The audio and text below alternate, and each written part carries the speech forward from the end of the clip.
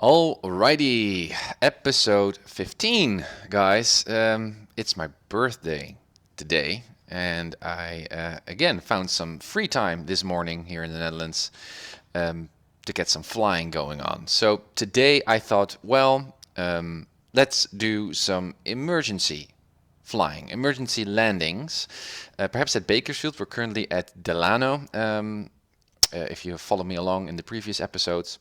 And so today I would like to go back to Bakersfield, fly over Meadows, and do some emergency stuff there. Just simulate an engine out on downwind and just to see if I'm able to land there. And I would also like to practice rejected takeoffs to see how those work. Because I know the procedure there on the checklist, but well, it's an entirely different thing to really execute those, carry out those rejected takeoffs. So I think that's cool. A nice birthday exercise challenge. So I hope you enjoy, guys. I'm passing through 500 Shamrock 715. 715, 134, 125.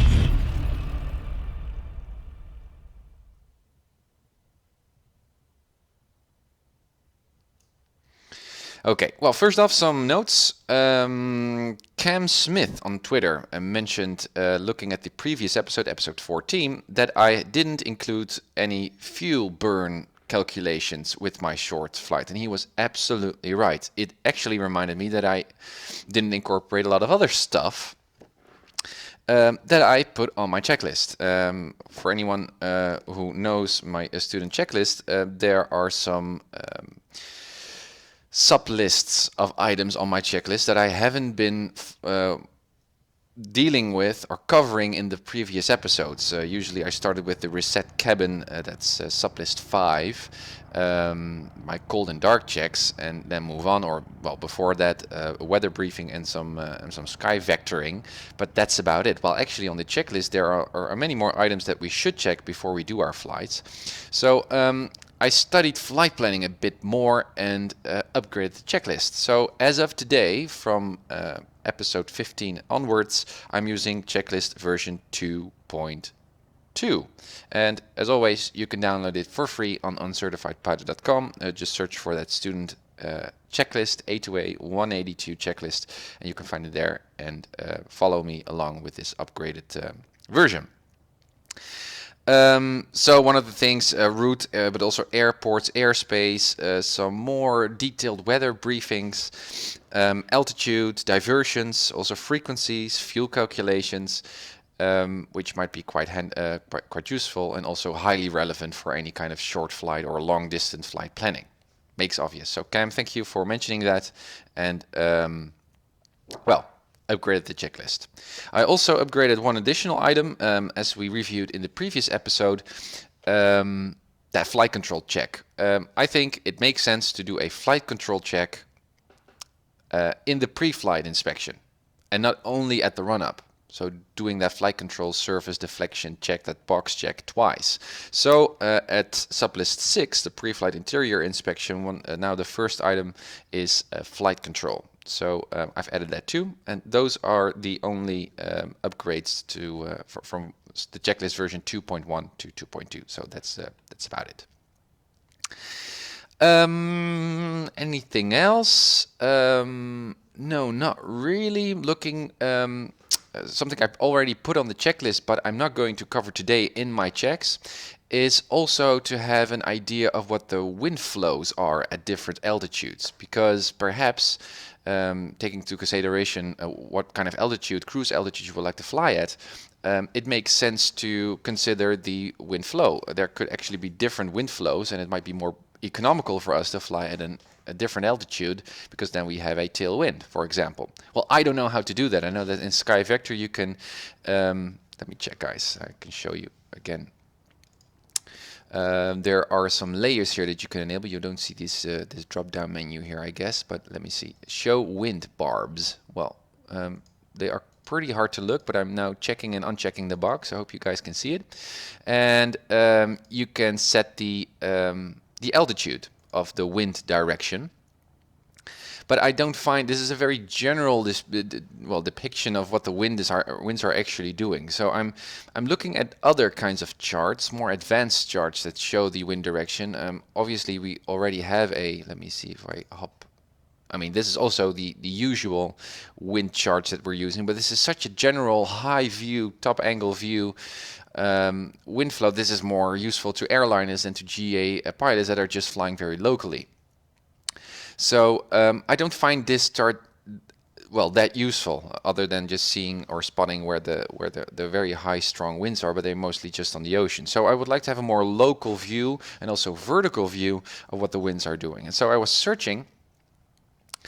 I will just search. I will just show you that page once more. I don't really understand how to read it, just a bit, so I'm not really including it in the weather briefing of today. Let me see. Aside PilotEdge skew plot. I found a post on the forum at PilotEdge by Keith Smith, who is referring pilots to a very interesting plot. A skew T plot. And well, this is what the site looks like. A lot of garble, a lot of stuff of what is actually what I don't really understand yet. But the idea is as follows, and I should learn what kind of checkboxes I should check here. But I guess the default would work too. But you can here put in any airport identification code. So for example, KDLO, Delano, where we're currently at. You can put in multiple, and you can say what the forecast time should be.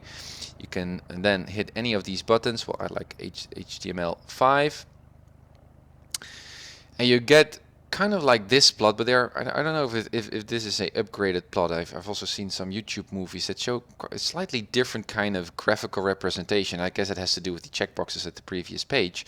But using this chart, you can look for the dew point and the actual temperature, just to see on what altitude cloud formation is taking place for different airport sites, which makes sense. So again, it confirms on the cloud ceilings that you can expect, or the IMC conditions that you might fly through at various points during your flight. And also here on the right hand, it would show, but it doesn't show right now. So I guess I need to check some checkbox at the previous page.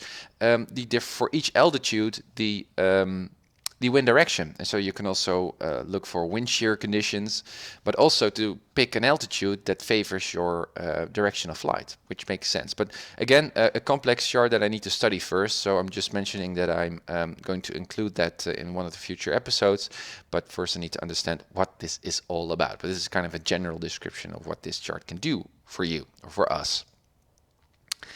But today, I guess I'm through my notes, so putting away my phone here. What I'm going to do is a very simple hop flight back to Bakersfield, because here at Delano there are two drone airplanes that are flying here, but they're not really flying using the scenery textures that I'm using here in Prepared. So they're texturing just through the grass here. And also when I'm planning to do some emergency landings, those guys don't consider our flying or emergencies here at Delano, so that is not really that helpful. So what I'm going to do is turn back to Bakersfield, because there is no drone air traffic activity there, if I remember correctly. So what I'm going to do is, here's Delano. We're going to fly over Meadows, and then to Bakersfield. And once we're there, we'll do a touch and go, and then just simulate an engine out near the downwind leg, just to see if I can manage to get it on the runway. I'm not going to really cut off the engine, but just going idle, like real-world student pilots would in their training. Good morning, Boomflare. Thank you for jumping on board. That's something that I'm going to do, but I'm also going to practice some rejected takeoff procedures. So what would you do if you have engine trouble just before rotation? Well, you just brake. What did you do just after rotation? Well, you land and brake. What do you do when you have an engine out at 400 feet? Well, that stuff we're going to practice. Perhaps it's also fun while we're flying from Delano to Bakersfield, what would we do if we have an engine out during cruise, which mostly consists of fly your airplane, get that glide going on, and then looking for any spot to land, to safely land, while you then going to check for any problems or do some problem identification procedures and fix it, hopefully. So yeah, I'm very interested in this emergency part. I'm not really that knowledgeable yet of the ATC procedures. So what you need to say on the radio at an uncontrolled airport or at a Delta or Charlie airport, I've been reading, I've got the book here, in Radio Mastery for VFR Pilots, that book that that was donated to me by Jeff Canarish. And there's a chapter here that I'm about to read about emergencies and what you should do. And well, the general idea is if there's an emergency, just talk plain English, say Mayday, Mayday, or Pan, Pan, or something like that. And then everyone listens to you and you can just explain what is going on and you get full priority. So it's not really that much of a concise, specialized way of talking to ADC. If there's an emergency, you've got all the support in the world to land safely. But still, it's good to, I find it interesting to have an idea of what you should do, or what the difference between Mayday, Mayday, and Pan, Pan is, in terms of, well, communicating an emergency in flight. So that's not included in this flight, it's just purely flight skills, and I'm really looking forward to flying. As you can see, marginal VFR here at Meadows, but it's mostly in terms of visibility, 5 statute miles, while we have clear skies. As winds calm, so that's fine, I think. Yeah. So that's the idea. So we're currently at Delano, and let's do our flight planning using my new updated checklist, where I've added a few items to that flight planning, that's number 3 sublist, so we get a more complete, more safe, well, plan, idea of what we're going to do when we're flying. So first off is the route. Well, that's a very easy one. I mean, this is not really that much of a cross-country flight, but still it's a nice hop over to the south. So we're currently at Delano, plan, and we are going to Bakersfield, plan. Now, as we do this, you can immediately see that we're going to cross this Meadows airspace, which goes from the surface up to 3 and including 3,000 feet. So we can easily just overfly it. That's a very usual, standard, okay thing to do without talking to anyone at Meadows. Then the question obviously becomes, how do we descend then? Because we cannot descend while we are crossing over Meadows, because then we would probably fly through that airspace. So perhaps we should overfly Bakersfield too, a little bit more to the south, and then descend here in circles, or somewhere around here in circles, and enter a 45-degree downwind leg here and land. So I think that's a good kind of procedure. So I think we're just going to fly, and we could use this Schafter radio beacon VOR to get to Meadows. With 5 statute miles, I mean, PilotEdge becomes a little bit more difficult. We could also have just a very basic bearing to the south, so that would be about 1215. It would be 140 course, and chances are we would see Meadows and fly over it. We would see Bakersfield, fly over it, and then go a little bit more to the west in circles, descend down. I guess that would be a good procedure, although you might descend upon or onto other aircraft. So while we are circling down, we must have a close look if we don't have any traffic beneath us. And as we do that, we then enter that left downwind 45-degree and get on Bakersfield, and then do another touch and go to simulate that downwind emergency. That's it. Very simple flight, mostly focused on that emergency landing, and I think that's very cool to do. So that's the route. Let me see. So PilotEdge radio, yeah. Airports, that's something that I also should include, because in the previous episode I was just talking like I did just now, connecting to airports and say, well, that's going to be our route, and perhaps using some VFR frequencies and some PilotEdge visual reference points. But also we only did this once, I guess, at Oceano, and I didn't include that in my briefings following that one. is also have a look at the airports. Well, we're already familiar with Bakersfield and Delano at some point, but to some degree. But we should also just check any procedures that are related to Delano in this case, but also to Bakersfield. So if you click the airport, you can see here a page that describes all the frequencies, if there's a fuel station, a lot of interesting stuff, what the quality is of the runway, what kind of runway it is, its length. Well, that's stuff you should also brief, obviously, before you fly. Is the runway long enough for you to depart from?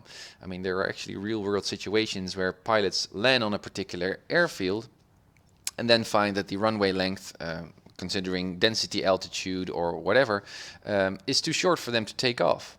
And then they're stuck there. So that's an important, very important thing to include in your briefing.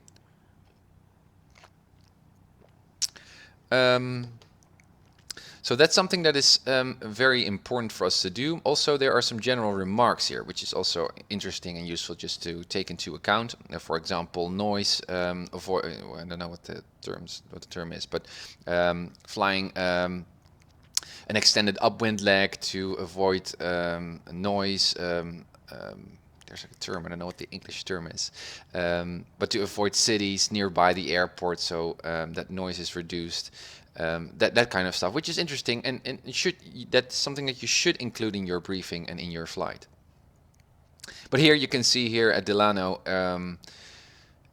there is not anything that concerns us, so that is good. Takeoff minimums, no idea what kind of information is depicted here, but we should, well, just have a look. Yes, this is a general introduction, and here you've got all airports that start just on an alphabetical order. Well, Bakersfield we see here too. Well, we are interested in Delano first. Delano, takeoff minimums, obstacle departure, takeoff minimums. Web. Let me see. Can you guys see it, or is my webcam just? Yeah, no, this is good. Runway 32. Climb rate.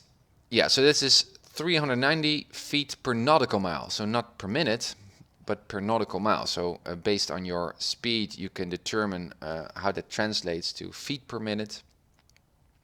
And it's something that an electronic, I don't know what that is called, but here on my iPad I have an app by Sporties where you can just very quickly calculate that stuff. Departure procedure for climb via heading 140, and so that's up. Now when we go a little bit to the north, south, sorry, Vortec, we're proceeding on course. So this is interesting. So if we depart from runway 14, we should actually follow this particular procedure. It's not just simply like taking off and I guess not saying, well, I'm just going to take off and depart on a crosswind leg, but just you should follow this departure procedure. Runway 14, climb via heading 140 and EHF, Vortec, radial 324. Let's have a look. I would rather have this one open and just open a new tab. Sky Vector. So let me see. So that's that radial. I guess that's this radial, and Schefter is Echo Hotel Foxtrot. So that's what they mean. So we should actually fly on this airway and get out of Delano. Climb via heading 140, then Vortec 324 to 3000 before proceeding on course. Yeah. Why 3000? Well, I guess that has to do with this Meadows airspace. And I guess the guys would like us to fly on 3000 because there might be departing or arriving activity traffic here. So we're also planning to go to the south. So we are going to depart runway 14. So we should stick to that procedure. 14 climb via heading. Okay, Vortec 324. So that's going to be our radial that we're going to pick up on. And anything else? Trees, left of center line. Okay, cool. That's about it. So that's cool. We should include that in our future short flights to also take a look at airports. This is just Delano. Let's have a look at Bakersfield. I haven't got a clue. We didn't look at Bakersfield takeoff minimums or departure procedures. Bakersfield. A lot of stuff going on here. My gosh. Runway 34. That's a departure. Well, we're going to arrive there, so this is not really does not really concern us. Runway 4 climbing left turn direct vortex. Aircraft departing. Well, this is interesting stuff. This is something that we should study when we depart Bakersfield in one of the future episodes to see what this actually means and what we should do to take off. And I'm wondering whether that limits you from just doing a very simple crosswind leg departure, or whether that is just not allowed. Should you always stick to this departure procedure there? I guess so. So in the previous episode I just made a crosswind leg departure, but I guess that was not really proper procedure. Interesting. Okay, but that concludes the airports study or item on the flight planning. We could also have looked at fuel stations if fuel was a concern to us, or other stuff, but it doesn't really apply. Then runway length, I already mentioned that. So I looked at the A2A manual. Anyone who has bought the one of A2A's projects also gets a manual. I printed it to really get that manual feel, and I looked at the performance charts that are somewhere in the middle. Let me see. Yeah, so short field takeoff distance with different weights. So you get all these tables, and you can look for what kind of runway length you need. So it depends on what altitude you are, so what the density altitude is, what the standard temperature is outside, because if it's hotter, you need more runway length. So I just looked at 30 degrees Celsius, so a little bit more of a hot day to be on the safe side, and a 3,000 feet density altitude, also to be on this more conservative runway length. And I got to 1,150 feet for a short field takeoff, so that's 20 degrees of flaps. That's a minimal. I said that, I decided that that is my minimum runway length. Now let's have a quick look. We should have already looked at that previously, but let's do that again for context. So runway 14, 1,639 feet. So that's, or is that the length, I guess? No, it's not. This is the length. This is displaced threshold. Yeah, so those are the arrows that you saw perhaps in the previous episode when we land. You saw all those arrows leading up to the numbers of the runway. I guess that's what it is meant with a displaced threshold, which we could use for a takeoff but not to land on. But this is obviously the dimensions of the runway, which is plenty for us to do our takeoff. So that's a good thing. And the same thing we should also do for. Let me see. Let's hop back. For Bakersfield, we already know that we can land there, but just for the sake of this flight planning, let's have a look. 4,000, so that's also plenty again. But it's good to consider, I think, and that is something that we should include in our flight planning. Back to the sky vector. Here we are. I can close this one. Yeah. Then runway, then airspace. Is there any airspace? We already talked about that. So we've got meadows here. Is there anything else going on in terms of military airways that we should be careful not crossing? Well, there are some airways here, so we can expect that PilotEdge is simulating drone activity on those airways. So if we follow this 324 radial inbound to Shafter, chances are we might fly in a airspace, a particular echo airspace that is related to that airway, and fly along other pilots, or even head towards other pilots that are flying on that airway. So we should have a very close. We should be very careful and look out for identifying other traffic. Yeah, other stuff going on here. Well, other than we're flying above 3,000, so let's say 3,500 in terms of airspace. We're going to look at weather soon, see if that's a good altitude. And there's no other kind of airspace here that we are concerned about other than those airways, I guess, and this meadows airspace. Okay, airspace is checked. Then weather. So let's do our briefing. General idea here. Flash flooding possible. Well, that's in the north, far up north of San Francisco. Again, that area here of rain and snow. Something that perhaps is a bit north of Bakersfield. I don't know, or just on top of Bakersfield. I don't know. But that's something to remember. If we look at a more precipitation forecast, you can also see, well, rain, snow is far up north, so it doesn't concern us at Bakersfield. Marginal VFR was at the morning. It's currently 10 Zulu, so this was 4 hours ago. We see some freezing, so that's something that we need to do. But it's on 120, so that's a very high freezing level. So that's 12,000 feet.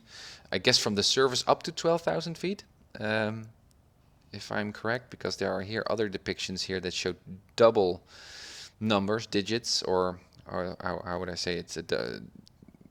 Yeah, this is a top and this is a floor altitude, I think. So this means here from the surface up to 12,000 there are freezing conditions. Okay, so freezing but no marginal VFR, some IFR, but that's up north. But here at 18 Zulu, so that's in about 8 hours or so, you can see marginal VFR is coming in. And also some turbulence there.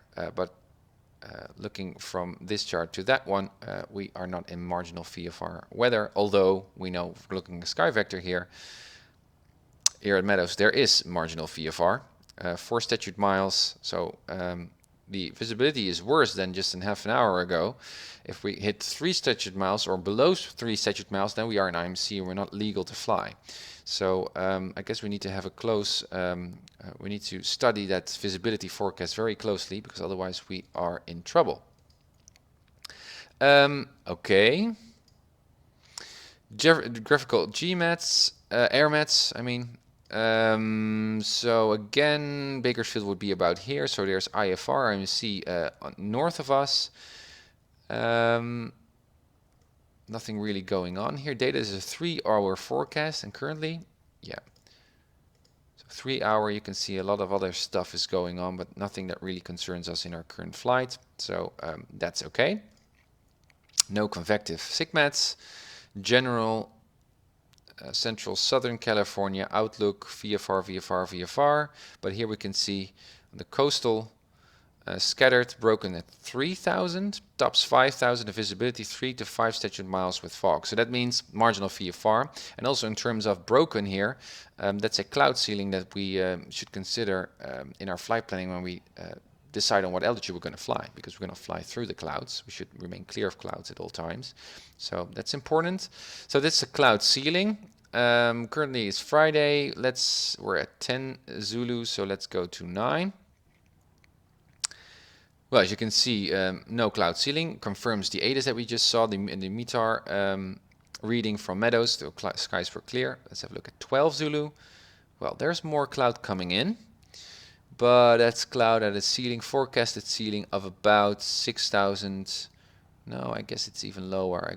I think about 3,000, 6,000. Well, it confirms, but that's important, right? So 3,000, that's the cloud floor. Base, elevation or altitude of the cloud, so that's something that we need to look out for in our planning. Okay, visibility. Again, here we're looking at Friday at 6. Let's say 9. Yeah, visibility 6 miles. Yeah, and what is it becoming? 12 Zulu. Yeah, visibility is actually getting worse. So 6 to 3 to 5. But it's not going to go IMC properly, probably, if we look at this weather forecast. Okay, but visibility is an issue, so we need to be very sure that that's VMC when we're going to fly. Turbulence. Well, this doesn't really matter. It only changes that ruler here. That measure there. Maximum, I would like to go to 3,000. Any turbulence there for what time? Zulu. Yeah, that's an hour ago. Well, there's a bit. This is current. Light, moderate. 2 hour. Well, this is all near, and these more darker areas are terrain, so it makes sense that around this mountainous area there's more turbulence in general. And and I guess that Bakersfield is on top of that. It's a bit north to that, so no turbulence here. That's good. Satellite, well, that is that weather that is coming in, that marginal VFR that we already saw in the previous charts. So that's, yeah, the bigger clouds are a bit north of us, but they are turning right in a right direction, right turning direction to the mainland. Okay, doesn't concern us in that sense within our flight here. Radar looks good. And winds, as I already mentioned, this is a too global picture for me to look at winds. I would like to have a more localized idea of the weather. So in one of the future flights, I will use that skew plot, I think. Let's have a look at the NOTAMs. Okay, DLO.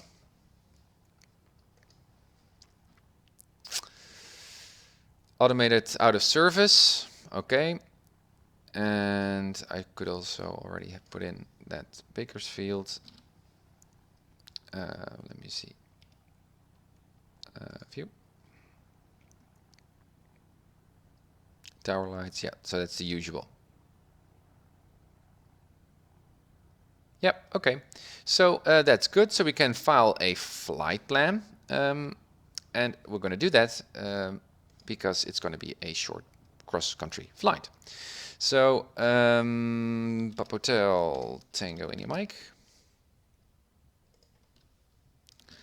Cessna 182, we are slant alpha. Hardcore, let's say 120 knots. Departure airport, it's going to be Delano.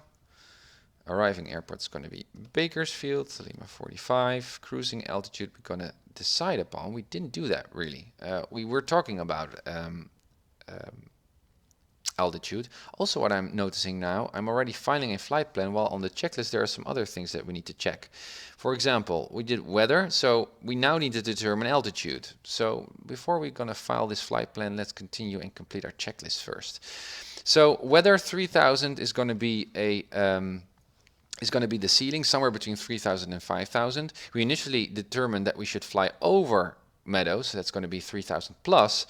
But perhaps the weather does not allow us to do so. It's broken, so it's not fused, so there's not a lot of space for us to fly through or in between the clouds. So that means that this plan probably doesn't work, because if we rise up and fly above these meadows, we're gonna hit those clouds, and that's not something that we can do as private pilots. So we should fly around it. So that is changing our plan. So what could we do to fly? We could go either way. I guess then the most west side makes more sense. We could fly here to Schefter Minter, but that's all visual referenced. Is there anything else that we can use? No, I guess we should hop like this. We can fly to Wasco Kern. Oh, sorry, Wasco. Turn, boom, plan, then go to the highway. So that's a reference point, visual reference point, plan, and then fly down south until here we see a river cross the highway, and then we move up to the east, and then we find Bakersfield and we find the city. That's going to be a much more safe plan considering the weather plan. Oh, sorry, I'm not paying attention here to what I'm clicking on. GPS plan. Yeah, so as you can see, combining weather, combining airspace, combining route, all that stuff, then you get a more holistic view of what is actually going on and what the most safe flight route is. Well, what altitude? Well, I guess that the cloud started around 3000, so 2500 would be max. We need to remain 500 feet clear below of clouds. So 2000, 2500 would be a good altitude here. Yeah, we don't need to fly those VFR altitudes because we are flying below 3000 feet AGL. So that's a good thing. So 2500 is good. in terms of frequencies, 1 to 2.9er we need to check in. This is 1 to 2.8, this is 1 to 2.82. So we can just keep on 1 to 2.8 CTF to listen to any traffic, fly over the field, then highway 1 to 2.9, and then 1 to 2.8 again for Bakersfield. So that's the idea. Diversions, what if shit hits the fan? Well, we've got a lot of airports here to choose from, so if you've got an engine out or something bad is going on, we can either land or try to land, glide to these uncontrolled airports, or we need to do an emergency landing here and crash somewhere there, a crash landing here in the nature. I don't know what it is. There's no city here, so I guess you're just on the ground. Yeah, frequencies, we already talked about. Fuel. Yeah, so a very simple measure. I was looking, I mean, you have all kinds of calculation apps on the iPhone and on the iPad to do that. Also, ForeFlight does it for you automatically, also considers the headwind or tailwind and, well, makes great calculations. I would also like to do this a little bit more practically or pragmatically by heart, or not really by heart, but just making your own calculations. And I found that if you just take 10% of your total flight distance and route flight distance, 10% of that would be a very good, perhaps a bit more conservative estimate of how many gallons of fuel you need for a Cessna Skylane, 2100 RPM standard temperature at around 4,000 feet cruise altitude. I've looked that up in the performance tables in the A2A Simulations manual of the Skylane. So that's very helpful. 10% of the total nautical miles. So in this case, our flight now is distance 48.3. So 10%, so about 4.85 gallons we need just for the en route flight.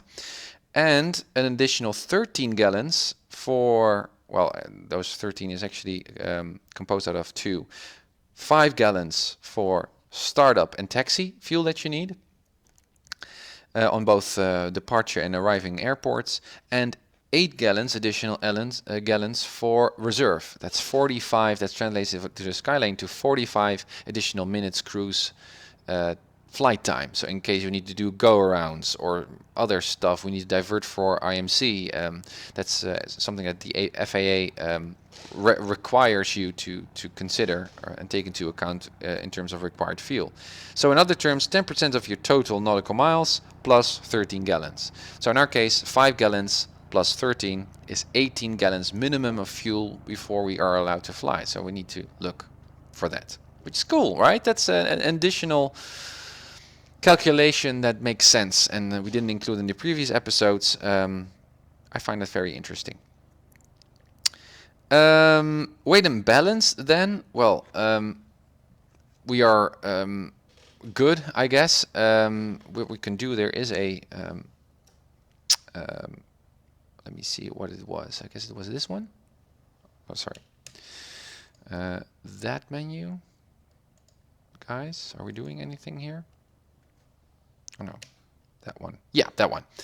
Yeah, so you can see here the total weight. And here the amount of fuel in the right and left wing. You can see me sitting here. We can add passengers and that kind of stuff, and it automatically shows you what the weight is and whether you exceed the maximum weight. So currently we're in the green. This is just fine. Also in terms of balance. You've got really great balance apps that you can use to determine what the center of gravity is in your airplane. I'm not going to include that. That's a little bit too much for me, especially because there's nothing that's really going to change. We're flying by ourselves, so I'm just the pilot and that's it. But one thing that is interesting, if you go full fuel and you would like to do traffic patterns, then chances are you are too heavy to land after one traffic pattern. Because the maximum landing weight is about 2950 pounds for the Skylane. So if you go full fuel, you're actually much heavier than that, or a bit more heavier than that, and you're not going to burn that much fuel in just one traffic pattern. So if you then land and touch down, chances are you might break through your undercarriage. You're going to drop down onto the runway, which is fascinating. I was reading a couple of scenarios also on the international airports of airliners who had that problem, who took off, had some mechanical problem, reported this emergency, and then were required to fly 2 hours or so just above the airport to burn off fuel, so they were light enough to land again, which sounds silly, but an airplane is actually more heavy then it can land initially after departure, and the same goes for the Skylane. So that's interesting. So even though you don't get any reading here that you're too heavy, if you would like to land after a full fuel configuration, then that's a dangerous thing to do, which I find a very interesting fact. Navigation log we don't gonna use here. This is a very short flight, and flight plan now we can submit to PilotEdge. So that's what we're gonna do. PilotEdge, where were we? Cruising altitude, so let's say 2000, yay. Alternate, let's do Lost Hills or something there where we're going to cross. Yeah, so on Elk Hills it is called. So that is, I cannot read it here, Lima 62. Lima 62, Lima 62, there we are. Route of flight, what we can put in. Lima 62, but also Lima 19. Lima 19, Lima 62. Remarks, we don't have file flight plan. Yeah, that's great. Boom, successfully filed. Okay, cool. So we are ready to go. Runway 14. Okay, finally, guys. Well, it takes long, but I find this pre-flight stuff very, very interesting. It also provides context to the flight, and I really like to learn what these briefings are all about, and really enriching the flight simulator experience. So, yeah, that's really what my channel is all about. So let's start flying. We're in the cockpit right now. Let me see. So again, we can see some clouds there, perhaps around 3,000 feet. Doesn't look like broken, but more like, well, a few, or scattered perhaps. Okay, tie downs are still on, and our pitot tube cover is on. I'm just going to open the door here. We're going to remove that soon. But first we're going to do a cold and dark check. So park and brakes, the control wheel lock released, park and brakes are set, live fast, fire extinguisher, window is open, ELT is set to auto, cabin air is open, flaps up, levers are set, left fuel tank is good, cowl flaps, elevator is good, static air is off, transponder is set to standby. Yeah, let me just remove the yoke here. Avionics are off, lights are all off except beacon, off. Good. So we are cold and dark. Batteries are now on, and now I'm going to remove. Sorry, let's disable TrackIR here. I'm going to remove the pitot tube cover and the tie downs and the wheel chock, because now I'm going to turn on all the lights, landing lights, taxi lights. Is my landing light on? I didn't hear a click here in the cockpit. Yeah, it is. Landing light on, strobe light on, nav lights on, and the pitot heat on. Let's go outside and have a look if they are actually working. Let's see. Taxi lights are on, landing lights are on. Strobe lights, nav lights on the other side. 2, beacon is on, position light is on, stall warning should work, and the pitot heats. Yeah, good. So that's that. So landing lights off, all the lights off except for the beacon, and pitot heat is off again. So the exterior lights are working. We can get that gone. Then the avionics on. Gear beep. Everything seems to work. Flaps down. Look if they go down in sync. Oh, and as part of my new checklist, I should have already done the flight control check. We're going to do that at the end. Or we can do this now. It's also a good thing to do. Let's see. To the right goes down. To the left goes down. Elevator work, and the rudder works too. Cool. This is the standby. This is all set. Let's see if the annunciator panel works. Yeah, it seems to work. We'll reset that soon. And fuel, we've got a lot of gallons here. So about, well, more than 60. We would have needed about 20 gallons to make our flight. So that's plenty. We are all set. Looking at the gauge, we should look at the fuel, the real physical fuel in the engine when we do our exterior checks. But still, this is a good reading. We don't need to visit the fuel station. And we can turn off the avionics and the batteries. So now we're set to do our exterior pre-flights. Exterior walk around. Yep, baggage door is now closed. Tie-down is removed. Elevators look good. Connected. Connected. Wiggle. Wiggle works. Hinges work. Ailerons. They work. Tie-down is removed. Fuel vent is clear. Chocks removed. Drain, good color, no contamination.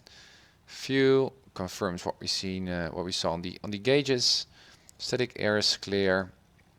Drain, good color, no contamination. All secure, good enough room here. The strut, front of the plane. Let's pretend that we look for the dents or any other damage on the propeller blades. Looks good. Intakes are clear. Filter looks good. Oil. It's getting a bit lower each time, but still between 9 and 6 quarts. That's good. Good color. Static air is good. Enough gallons in the other wing, which is good too. Drain. Good color. No contamination. Chocks removed. Tie-down removed. Fuel vent is clear. Ailerons. Yep, look good. Flaps. Wiggle looks good. And hinges here. Connecting rods look good too. Yeah, there was something I remembered that I should have done. But I forgot about that. It had nothing to do with the checklist, but something I thought, hey, that's also interesting. I don't know. Okay, so that completes the exterior pre-flight. We don't need to visit the maintenance hangar. Oh yeah, that's what I remembered. The tag hours, 39. So at around 50, we need to refresh our fuel, change our fuel. That's part of the manual. So we need to also include that as part of our check before we do even our cold and dark checks. Because if we hit 50, now we need to change our oil. Which I'm already looking forward to do. Okay, so we can start with our before engine start. First off, let's fasten our seatbelts, or at least mine. Close the door. Very good. I would like to center my TrackIR here, which is good. There's some traffic. That's the drone traffic that is coming in on Delano. So what is going to be our briefing? Well, again, guys, what we're going to do is we are going to fly here and depart from runway 14. So that's the same runway where those guys are landing on, which makes sense. So we're going to fly here we're going to taxi here straight forward to runway 14. We'll take off. We need to follow that departure procedure that we just read about in the takeoff minimums and departure procedures of Delano. So that's going to be that radial and 3,000 feet. But we're not going to, because we're going to at 3,000 feet we might fly into the cloud. So I guess we're just going to follow that radial as long as we can, and then make a right turn. So perhaps based on that, we should change our plan a bit and say, well, we need to fly that radial to this side. So until we see that that intersection here, that railroad, and these are two railroads and a highway that here intersect. Then we're going to fly up east. Let's do that. So here, plan. And then we're going to make that turn. Yeah, so we added a half a gallon of fuel there, but that's okay. So that's going to be our procedure. So pilots, we're going to look to in the right window until we see that intersection and head over to... can I just click this away? Yeah, thanks. To Wesco Kern, and then we move up 2,500 feet. A lot of PilotEdge makes sense, and then here we're going to arrive or fly all the way along this airspace, and then enter the 45-degree downwind leg and land. That's the idea. And then we're going to do some emergency landings there. Cool. Anything else? No, I don't think so. In terms of briefing. So what we're going to do is head back to the cockpit. We are going to check our brakes. So parking brakes released. Let's see if we've got some differential braking going on. Yeah, looks firm, feels firm. Parking brakes are set again. Lights are set, just the beacon, which is good. And fuel tank to both, and cowl flaps open. Okay, we completed our before engine start. Let's do our engine start. Batteries on. Okay, throttle 1/4 inch. Let's prime. 1, 2, 3. Cut off. Fuel pump off, and hand on the ignition switch. Is the area clear? As it is. Parking brakes are still set. Clear prop.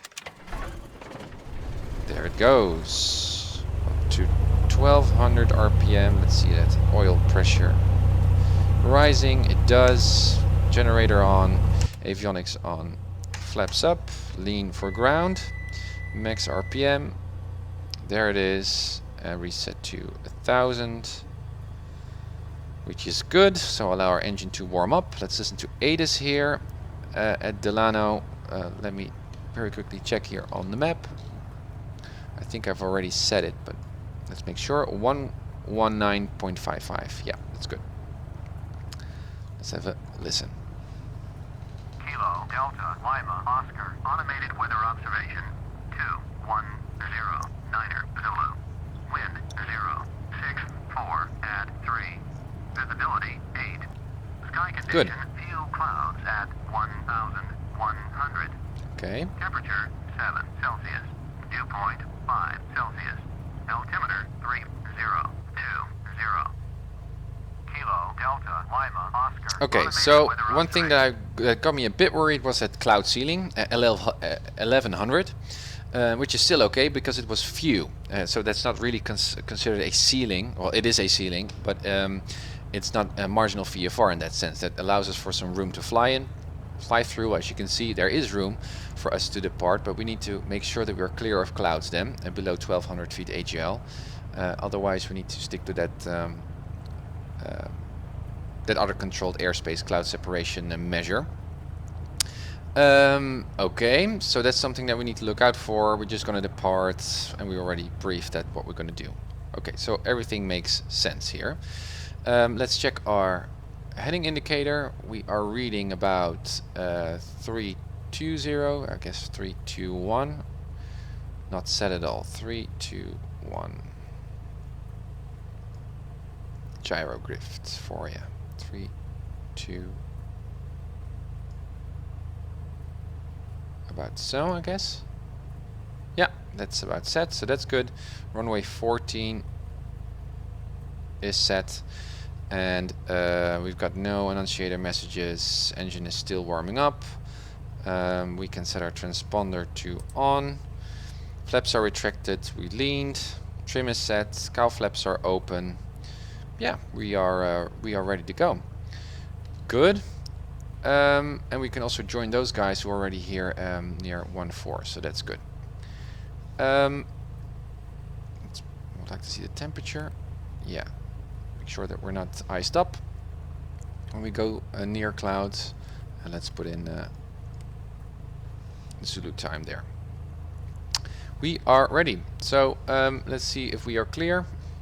Yes, we are. Let's go. There we roll. Brake test. It works.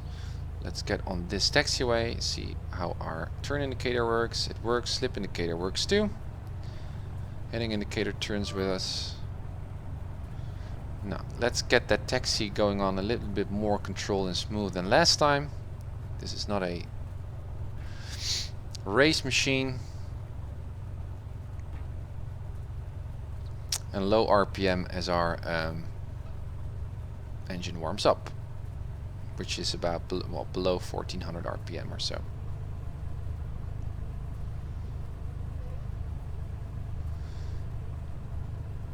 Okay.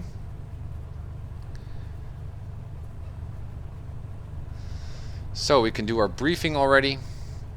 What we're going to do is depart. We're going to pick up on that radial. Perhaps we should set that shafter radial. Let me see here on SkyVector. It was 115.4, which was already set.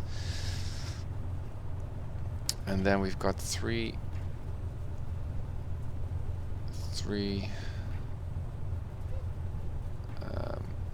What was it? 324. 3, 1, 3, 2, 4. But that's the outbound. So that's okay. We're going to get a from reading all the way through. But it means that we need to fly this heading. So that's a 145 heading. 145. Cool. Man, I can do this all day, guys. I really love flying. And I'm also enjoying the increased complexity of the weather briefing and that stuff. I know that it takes up a lot of stream time and YouTube time there for you guys. Especially the guys on YouTube can just skip to my engine start checklist. But I do feel that I need to... this is a run-up area. Let's get here and do our run-up.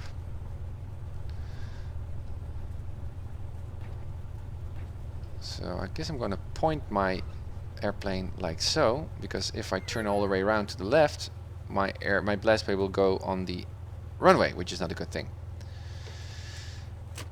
Anyway, let's go on with the flows here. So engine is not warmed up yet, so let's go to 1200 just to increase that warm-up speed a bit. Yeah, and allow my cylinder temperature already in the green, but my old temperature is not. So let's close our cowl flaps. Well, you can do that, although I've read that in real life, I don't know if that is simulated here in A2A, I guess not. Chances are you are unevenly warming up your cylinders if you close your cowl flaps here, which is mechanically not a good thing for us to do. Also, there's traffic here on the pattern, so it's also a good thing that we still need to do our run up here and allow those guys to land. I guess the other one is just behind. Hey Dad, thank you. It's my birthday today, guys. A birthday flight. Yeah, so we've got that radial in, takeoff, 2,000 feet until we see that intersection. Let me deactivate or pause TrackIR. 1-4, we're going to take off. Follow that radial until we see that intersection. Then we're still far away of the airspace. Then we're going to turn 249, heading to Wasco. See if we got a visual reference. We also got a city there. I'm going to cross that railroad, so there's also a visual reference. Then we fly to 180, so south until we hit that Highway 5 again. Follow that highway until we see this river crossing the highway. And then we're going to turn to 051, heading to Bakersfield City and Bakersfield Airport. And then we're going to do some touch and goes and engine out procedures. Well, let's have a look at this landing. That's a Piper Warrior, I guess.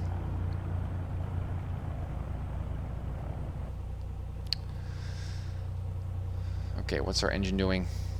It's getting warmer. The oil temperature is coming into the green, but not yet. What we can do already is do our before run-up checks, I guess. So window closed. Let's keep our engine leaned a bit. Really trying to avoid that fouled plugging, spark plug stuff. Trim is set. Should remember to open my cowl flaps before we do our takeoff roll now. Because if we divert from our checklist, then everything can likely be messed up. So other stuff that we can do, well, we can reset this one. Not really that important. We can set our heading buck to 145. 330, it's set. Well, let's see, we can even make it more precise. It's 332. 332. Right, so. And the engine is in the green, I guess. Not yet. I'm gonna wait. Gonna do this right, guys. Gonna do this right.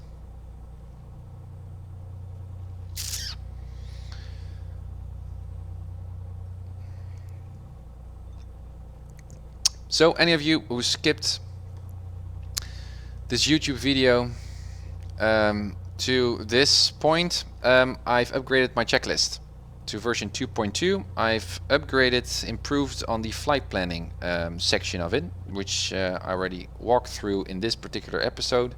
I also added the flight control checks as part of my pre-flight. So version 2.2 is now active in this episode and future episodes, and as soon as I make a change again, I will let you guys know. But if you would like to follow me along, go to uncertifiedpilot.com and download it for free. Yeah, now our engine is in the green. Okay, cool. So let's do our checks. Full mixture. Fuel tanks are on both. Park and brakes are set. We are in the green. No one is behind us or any other stuff that is going on. So let's go to 1800.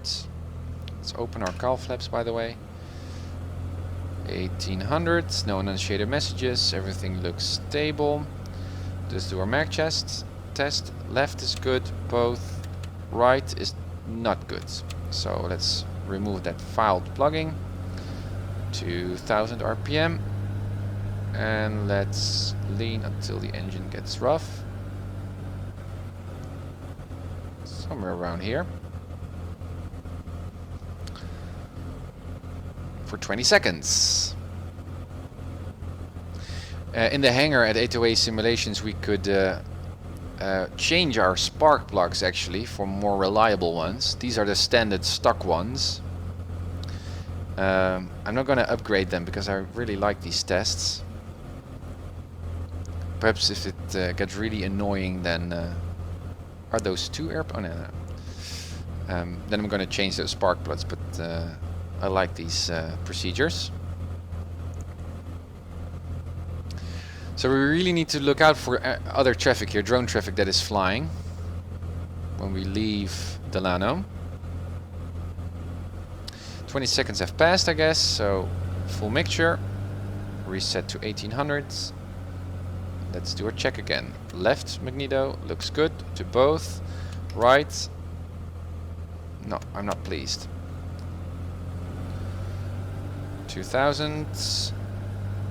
Let's lean a bit further then.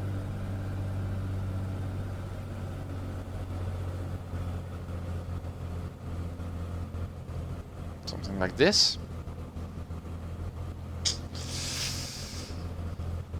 Wah.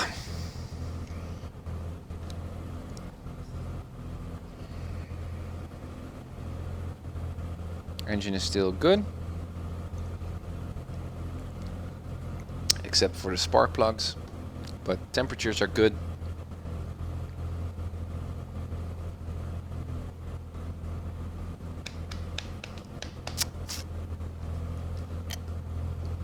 Yeah guys, I guess most of you, most of my followers here on my channel are currently asleep in the States. This is not really a good time for streaming, although I have some free time, and so I'm just gonna fly. You guys will see it on YouTube, I guess. Okay, let's check again. Mixture full in. There we are, 2000. Let's go to 1800. There we are. Left, looks good, both. And right. Still I hear some stuff going on. One last time. More aggressive lean. Oh, I need to reset, sorry guys. I did not increase to 2000. 2000 lean.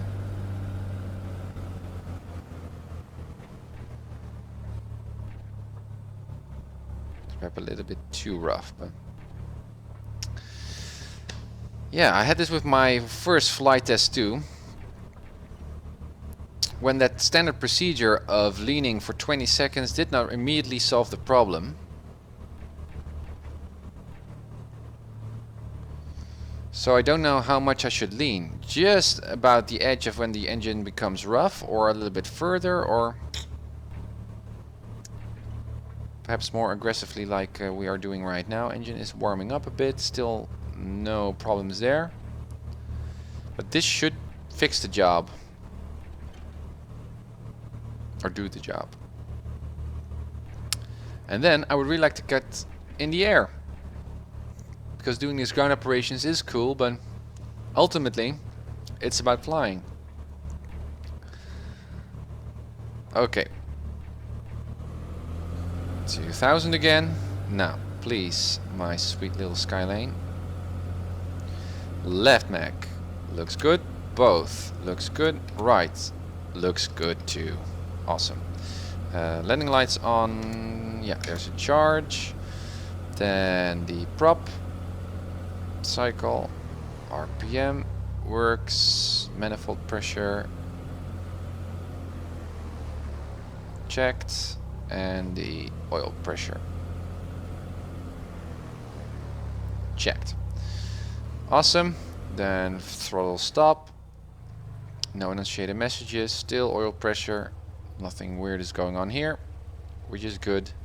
So reset to 1000. We don't need to set flaps. Altimeter is already on. We can set that to altitude because we're about to take off. CTEF is set. That's all good too. We've got some traffic there in the pattern. Let's do a quick, there's no other taxiing traffic here, a quick circle to have an idea what is going on, because usually there's a second airplane in traffic here.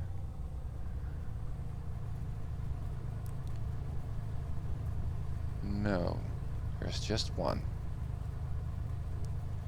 Okay. So let's head down. Still I need to turn on my landing and strobe lights. We're gonna wait until we are a little bit more close, because otherwise we're blinding that pilot, even it's a AI airplane. So let's do that right now. Landing light, strobe light is on. Okay, flaps are good, full in, fuel tanks to both. Let's wait about here. See where that other guy is. Is it going to leave, exit the runway? Hard to see. No one here. At uncontrolled airports, it's not a good thing to line up because you cannot see what is behind you. Let me see where that guy is. It's already taken off. Okay, cool. So we're going to do that too. Delano traffic, Skylane Papa Hotel Tango, and Mike is departing runway 14 for a straight out departure up to 2,000 feet. Delano. So there we are. A little bit of braking here. It departs to the left. Cool. So we are lined up. There we go. Slowly advancing the throttle, keeping on center line. Engine looks good. Green. Engine is airspeed is alive. 50. 60. Rotates. Keep in that right rudder. Good. There we go. Keep that 80 going on. Going to depart and climb up to 2000 until we see that intersection of railroads, and then we're going to fly that 249 degree right turn.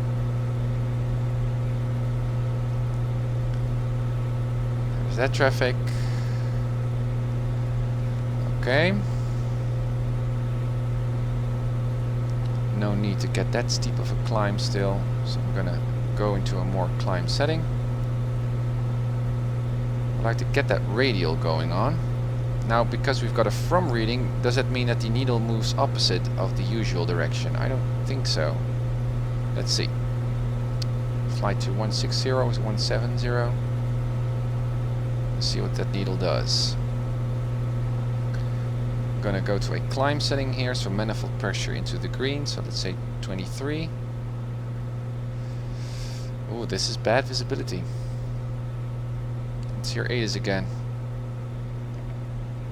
Kilo Delta. Too bad, we're gonna return back. Weather observation 2127 Zulu. Wind 063 at 3. Visibility 8. Sky 8? condition, Okay. field clouds at 1100. Temperature 7 Celsius. Dew point 5 Celsius. Altimeter 3020. Kilo Delta. 2020, yeah, we've got that set. Well, 8 nautical miles. It looks like 4 to me, or 3 even. I think that the needle is moving opposite to us, so we need to, in a from reading, we need to fly the opposite direction to get that radial going on. Still climbing.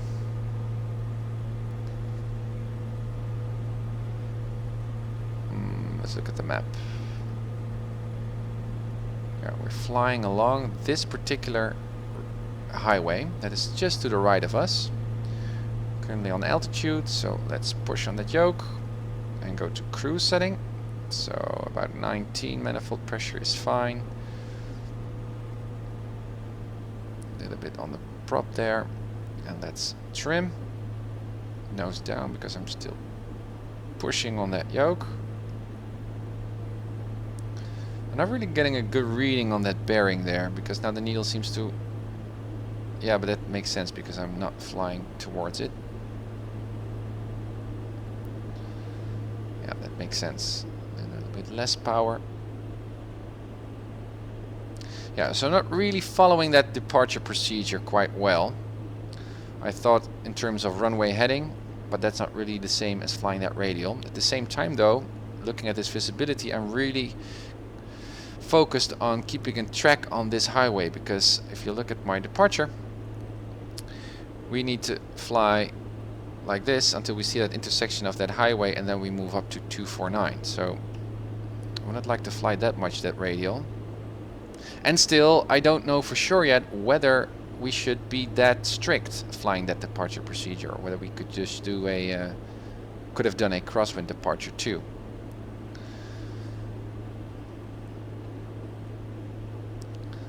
There's a climb going on.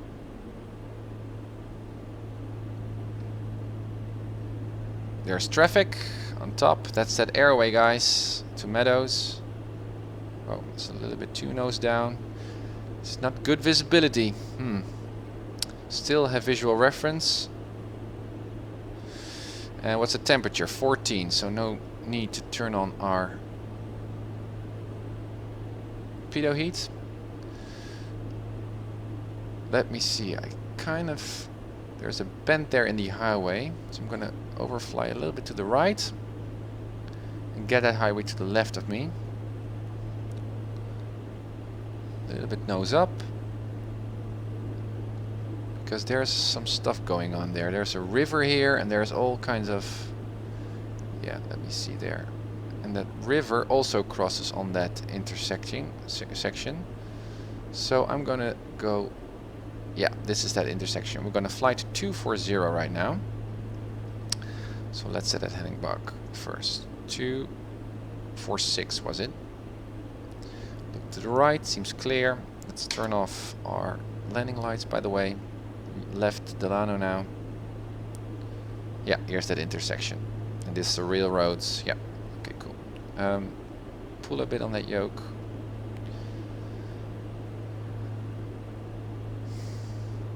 And clear sky ahead of us. 240 is coming up, and we're now looking for that other airport. It's called Wasco Kern. That is on 122.8, so that's good. It is on an altitude of 312, so traffic pattern is 132, so we're 1,000 feet above that traffic pattern, which is good. Still a little bit more nose up.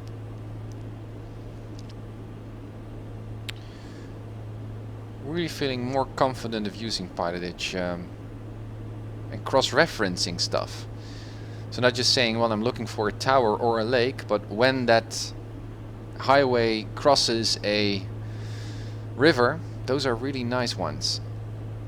Reliable visual references, because you can follow that highway or that river until you see that intersection, which is more reliable than just an isolated reference point.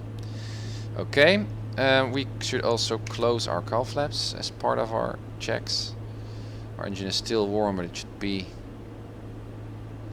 more in the middle here. Our EGT is a bit low, so let's see if we can improve on that. So leaning a bit, get a more economical burn, and we are flying 246. That's a good course. There's a river that we're crossing here, that we are crossing, which seems about right. Let me show you guys. So we are now flying around this side, and as you can see, oh, click, there is a river here, and there's a Wasco city, and you should also see another highway here. So it seems that we're doing right. Oh, making the turn.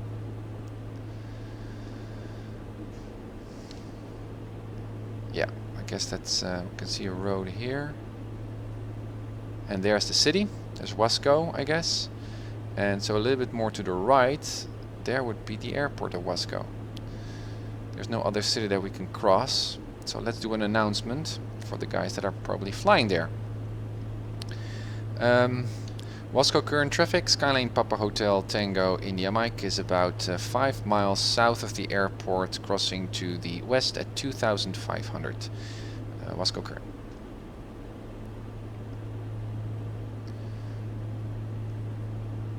Cool. A little bit. I'm not going to trim that. The Evil Pudding. Hey Tim, my first stream. I have been missing a GTA flight crew since September. To see where you went, gave up. A hardcore fan. Are you going to bring the crew back to GTA 5 PC? I'm happy to do whatever I can. Thank you. No, I'm not planning to do anything with GTA 5 just yet. I guess when GTA 6 comes, perhaps I'll reconsider. But currently I moved my interest in flying to Flight Simulator. It provides so much realism and stuff for us to... there's Wasco Kern. To practice flying, so no, I don't have any plans to do that. Perhaps in the future I will open up a GTA Flight Ground. I will not put it offline, by the way, but currently I'm really enjoying myself here in the Flight Simulator community. Let me see. So again, sorry guys, TrackIR off. So we're flying around here. There's an obstacle here, but we're flying over it. We can now fly to a degree of 180 to get to that highway. So let's do that. Gentle turn. Oh, sorry. Weird. Visibility is good. Making that turn here, so we're going to descend a bit, which is okay because we're 200 feet too high, which is not a big thing in VFR terms here. No other traffic. Weather looks good. There comes 180. Nose down a bit.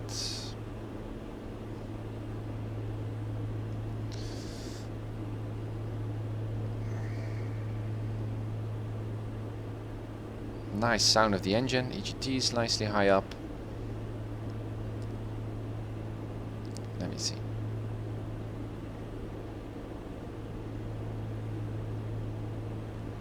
The heading bug set to 180.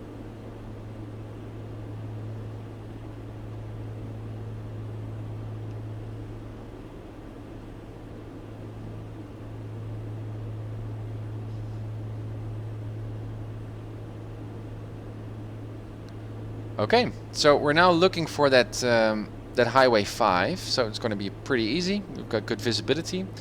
What we could do is tune into another ATIS frequency. So let's have a look at the map, which ATIS we can use. Well, obviously Meadows. So we've got 118.6 here, so let's do that, 118.6. So that's a very simple switch here of the COM2, 118.6, and let's listen. Bakersfield Airport information, Charlie 2137 Zulu, wind calm, visibility 3, sky 1300 scattered, temperature 6, 2.4, altimeter 3019er, ILS, runway 30, right in visual, runway 30, left in use. Landing and departing runway 30, right in runway 30, left. Okay, 3 statute miles. That's the bare minimum for legal flying. Okay, so we're currently in good weather conditions. So that's where the diversion or alternate airport comes into play. We have plenty of those here in during our flight. Elk Hills is something that we is a place where we can land. So perhaps when we fly all the way down here this highway and move up to Bakersfield, then we might hit that IMC that is currently covering Meadows. Still need to keep on course here. By the way, I'm turning a bit to the left. Thank you for following, Snow Riken. Thank you. Yeah, so 4 statute miles, does Sky Vector say, but clear sky. That's not what we heard on ATIS. There was a scattered cloud ceiling on 1300 feet.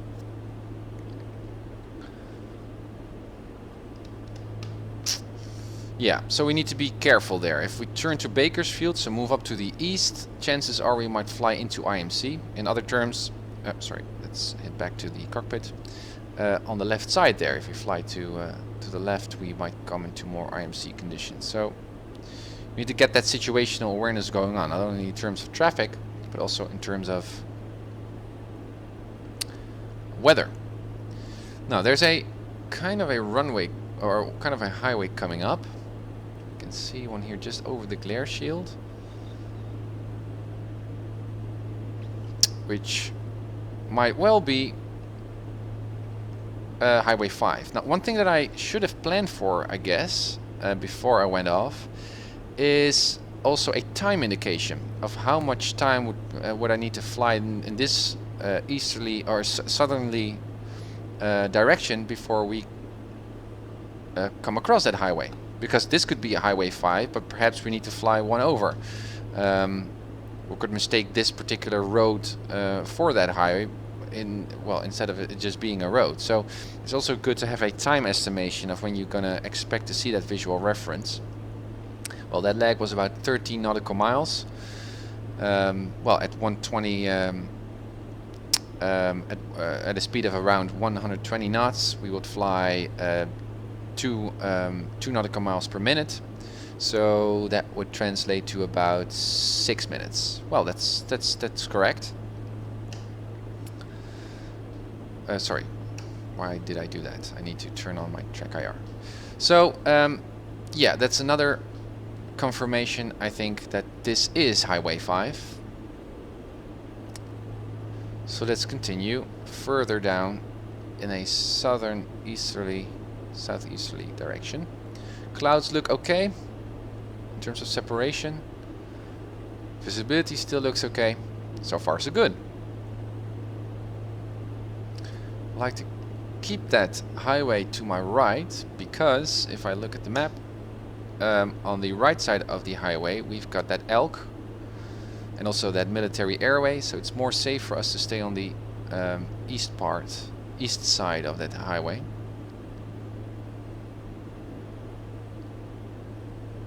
So that's what I'm going to do.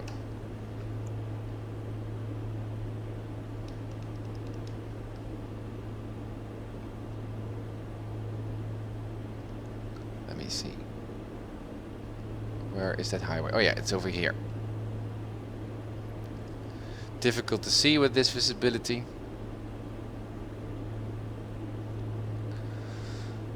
So that's why it's not ideal VFR weather. Still doing great. Engine, it looks good.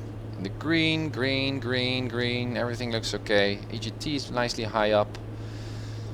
Altitude is fairly good. It's stable, nicely trimmed. Not doing a thing. No autopilot.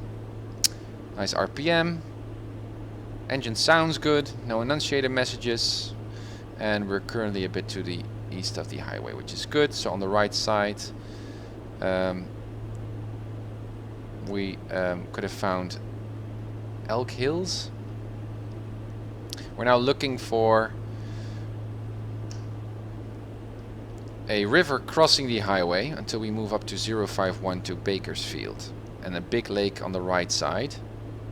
That's that lake where we did some practice flying in one of the previous episodes, so that could also be a visual, an additional visual reference.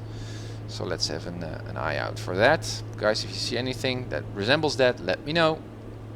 You're my trusty co-pilots.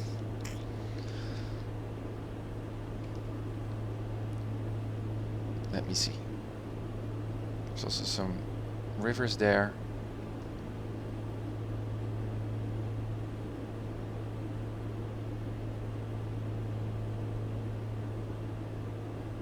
I like the scenery by ORBX, by the way.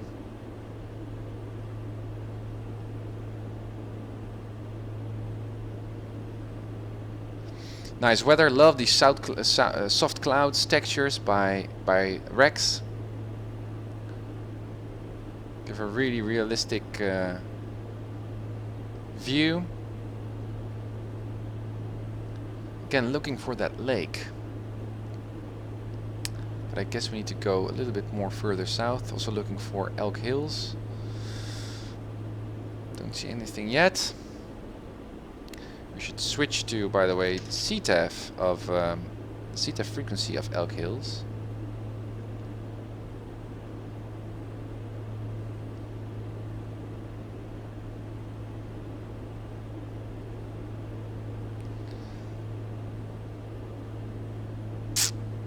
Okie doke. Good temperature. Outside temperature, I mean.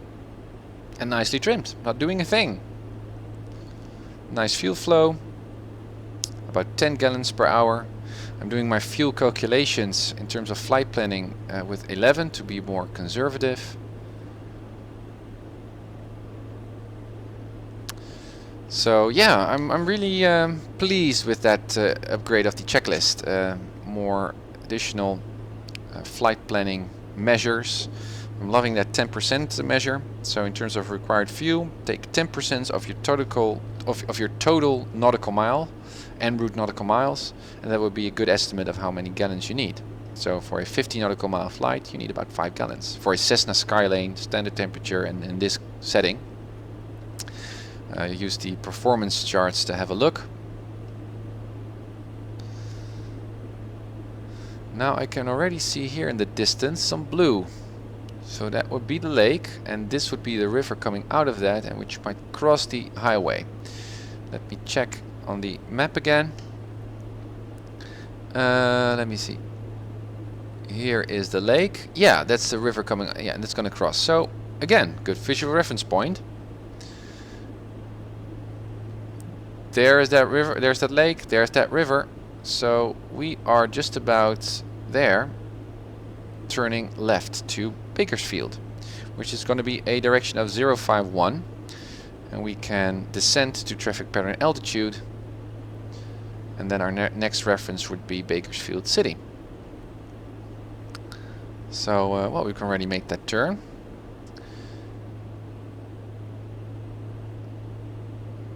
Let's tune into the CTEF of Bakersfield. That would be 11 nautical miles to see on Sky Vector. That's to the southwest. So let's do that. Bakersfield traffic, Skylane Papa Hotel Tango India Mike is about 10 miles southwest of the airport at 2,500. Descending to traffic pattern altitude, we're inbound for the 45-degree entry on the left downwind runway 34. Bakersfield. Was it 3-4? I don't know for sure. I should have checked. Oh, that's my bad. Oh, a little bit overshot that. Let me see. Very quickly. Yeah, 3-4.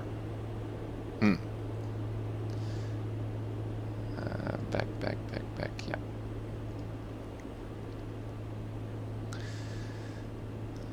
Getting control here. 051, not 030. A little bit sloppy on the headings there. So there comes Bakersfield. You can already see here the city. Let's descend. So what's the elevation of Bakersfield? It was, to zoom in there, 378. So the traffic pattern altitude is at 1,378. So let's trim a bit, nose down. And let's turn on our landing lights. Transponder is set. We're still leaned, which is good. Trim can still remain like this until we reach the traffic pattern. Engine looks good. So far, so good.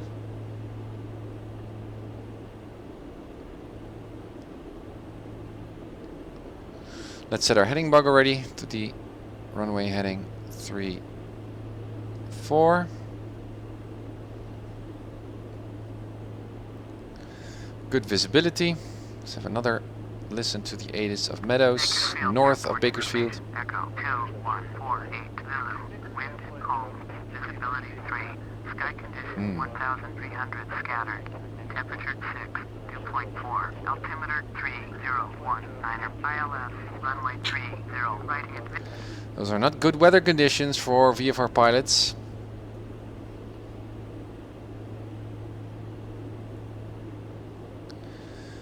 I'm hoping that the visibility stays like this. Otherwise, we're gonna try and land in a 3 statute mile visibility condition.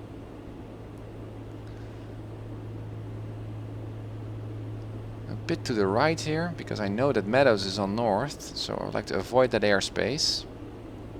So just to make sure, I'm hoping to spot Bakersfield Airport a little bit to the left of us.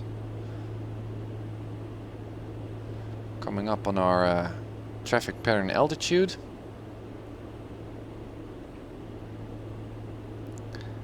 Let me see.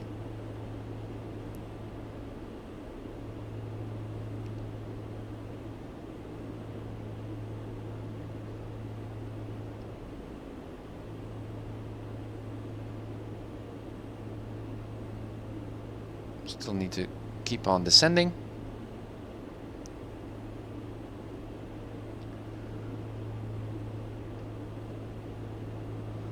Not seeing anything like Bakersfield yet.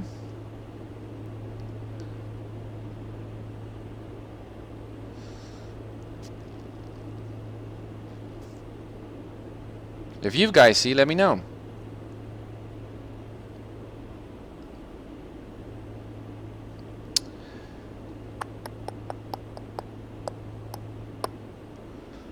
Bakersfield, where are you?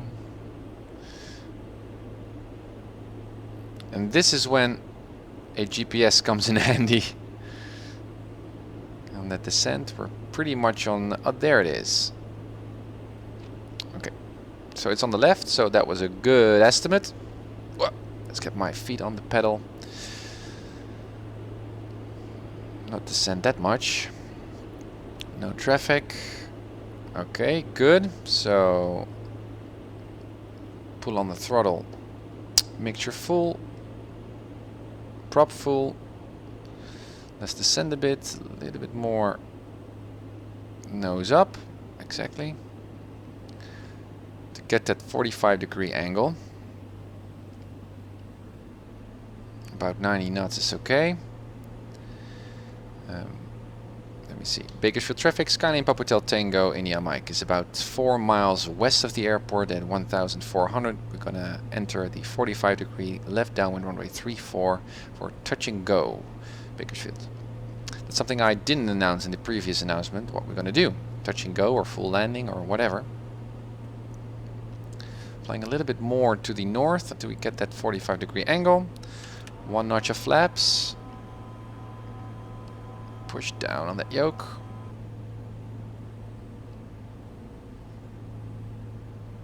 A little bit of nose down trim, not too much. Okay, let's make that turn. There's that 3 statute miles, I guess. Boom. Gonna make that turn. Watch that speed. Again, landing lights are on, strobe lights are on. We're full prop, full mixture. We can open our cowl flaps. That's the one I forgot about. That's that 45-degree angle. Very nice. We're on traffic parallel altitude. Keep that 90 knots in. That's something I forgot to do, or not really managing in the previous episodes. So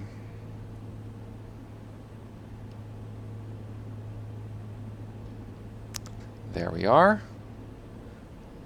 Ah, we're out of that meadows weather conditions. Okay. Bakersfield traffic, Skyline Papa Hotel Tango, India Mike is turning on the downwind runway 34 for a touch and go. Bakersfield. Could have said left downwind, but default is left. Keep that 90 knots. We're on the downwind. A little bit too low. A little bit more power there. Parallel to the runway. Nice distance.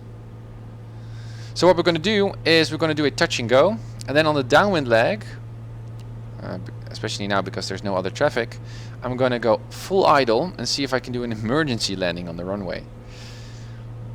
Because that's actually a procedure that is practiced during a flight training, which might be cool. Let me see.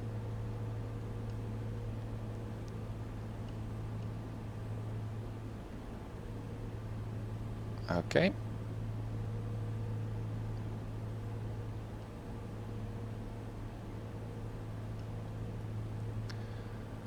There we are. 4 whites. Let's make that turn. No other traffic. No other traffic. Bakersfield traffic, Skyline Papa Hotel Tango, India Mike is turning left base, runway 34, touch and go, Bakersfield. Now we need to get to 80 knots. Second notch of flaps.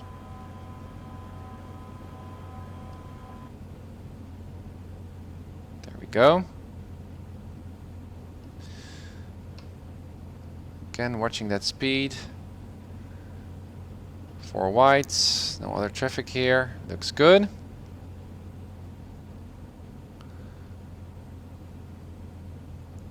to go a little bit more nose down. Let's make a shallow turn already. Bakersfield traffic, Skyline Papa Hotel Tango, India Mike is turning final runway 34, touch and go, Bakersfield. Overshot that runway. It's a bit sloppy. Good altitude though. Or slight.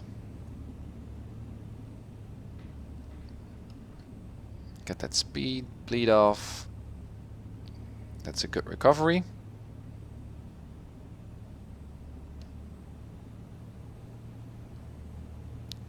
What's our trim like? It's already good. A little bit more nose up. To get that landing setting. 65 looks good too. Still a bit too high. Need to get that shallow, more shallow glide slope to make those landings better. Field mate, full flaps. Watch that speed. And just allow the airplane to land itself almost. So there we go. A little bit to the left of the runway.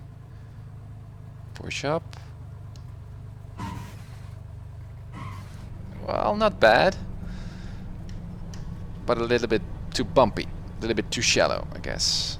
First on track and slowly advancing that throttle.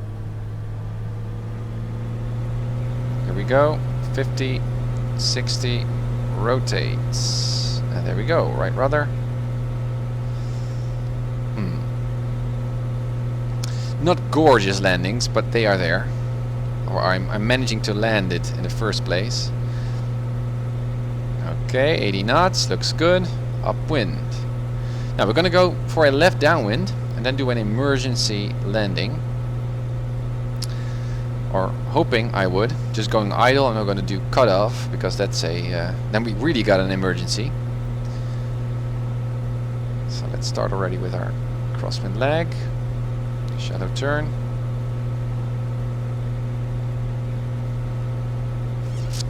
There goes the heading bug. Traffic pattern altitude is coming up. So let's push on that yoke and increase that turn a bit. And there we are on the crosswind. Keep it there. And let's make that other turn. Bakersfield traffic, Skyline Papa Hotel Tango, and iMac is turning left downwind, runway 34. We're going to do an emergency landing from the downwind leg, Bakersfield. Or something like that. There we are, Bakersfield, downwind leg, I mean, a little bit low. So, how are we going to do this? Well, let's pretend I did put in 1 notch of flaps. I guess the visibility will improve in just a sec. Downwind leg, so about 90. I mean, there's no one else on the airport. Midfield, and suddenly shit hit the fan. There we are. First thing is glide. So nose down, get that glide speed going on. We would do an emergency announcement. Bakersfield traffic, Skyline Papa Hotel Tango iMac has an engine out on left downwind. We're gonna attempt a direct landing on runway 34, Bakersfield. So there we go. No flaps yet, or additional flaps. Make sure there's no other traffic. Get that glide slope going on. But the first thing is not pulling on that yoke. Yeah, this looks good. I'm gonna put in 1 notch of flaps here, like we were on base. But it's pushing down on that yoke to keep that glide or that airspeed going on. That's the first thing that you need to do. Then in route leg, you would look at a possible landing spot. We made the field. Full flaps. Let's put in some forward slip to slow down because we're still much too high, and now chances are we might overfly the runway. There we go. There we go. Still forward slipping here. And push up and allow that airspeed to bleed off. Bleed off, bleed off, bleed off, bleed off, bleed off, bleed off, bleed off, bleed off, bleed off. Very nice. Flaps up. And we can continue. I mean, Skyline, can you do this? Please? Could you? Yeah, you can. 60. And rotate. Very nice. Although I should actually just made a full stop, because I would also like to practice rejected takeoffs here. So if in case we have an engine problem before rotation, just after the rotation, or at 500 feet, what would we do? A little bit too much nose up. Keep that airspeed on VY.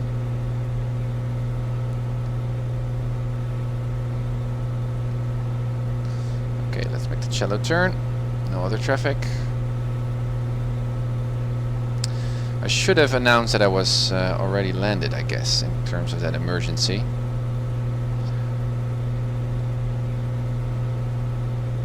Let's push down on the yoke. Get that airspeed going on. Increase our turn rate. There we are. And there we are. Traffic pattern altitude, a little bit less power. Let's make that downwind leg. Bakersfield traffic, Skyline Papa Hotel Tango iMac is turning the left downwind, runway 34, full stop, Bakersfield. And we're just gonna back taxi to the runway and talk about rejected takeoffs. Never did any before, so that's gonna be exciting. A little bit too much power, so reducing power. Should have turned a little bit more to get that downwind leg because we're too far away of the engine. of the runway. Sorry, and we're too low. This is sloppy. Come on. One notch of flaps. Now allow it to climb with a bit more power. Let's creep a little bit towards the runway. No other traffic. So like so. Get that 90 knots going. Good. And now we can fly a very short amount of time on that downwind leg.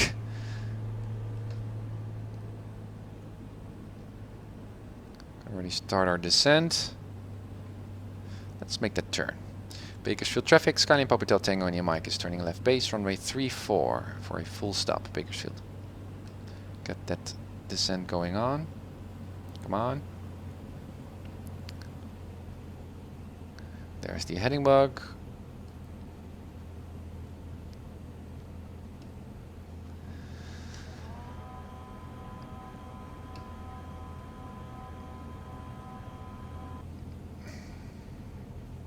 Okay, cool. Airspeed out.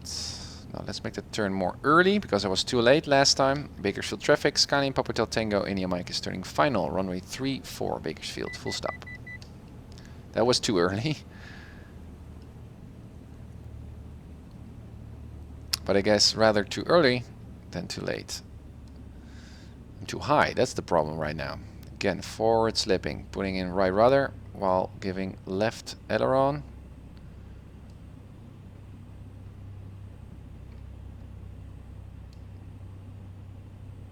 There we go.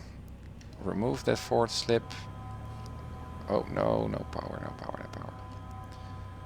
There we go, 3-4. Got all the time in the world. Okay, this is too steep glide slope, so pull up, shallow, off. They're good. They're good. Keep on that center line, Tim. Aerodynamic braking, so pulling on that yoke. Flaps up, braking. And let's get clear of runway and taxi back to 3-4. Bakersfield traffic, Skyline Papa Hotel Tango, India Mike is clear runway 3-4, Bakersfield. There we are. Pooh!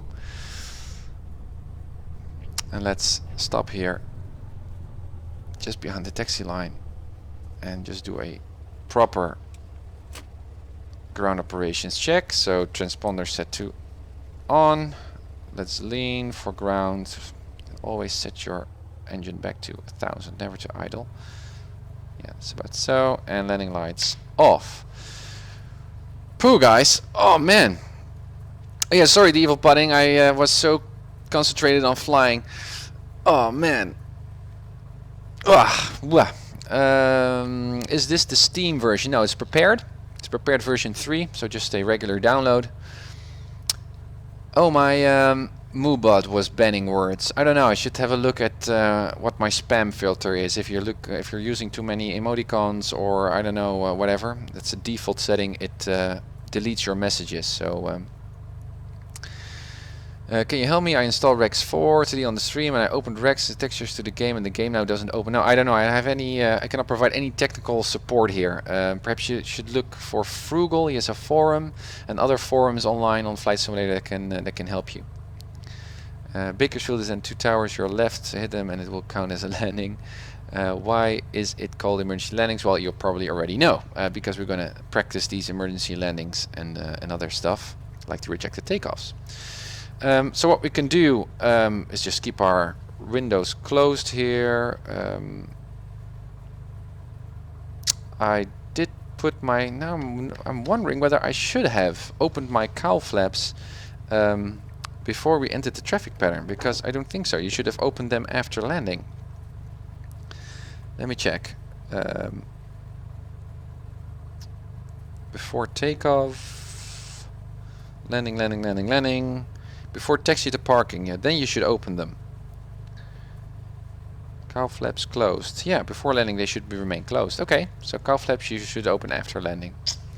So they are open right now. Parking brakes released. I want to have my TrackIR. No other traffic there. So let's make it turn to the left here. And head back to 3-4. So rejected takeoffs. So we can do a couple. And since there's no other traffic here on Bakersfield, we can be more flexible here.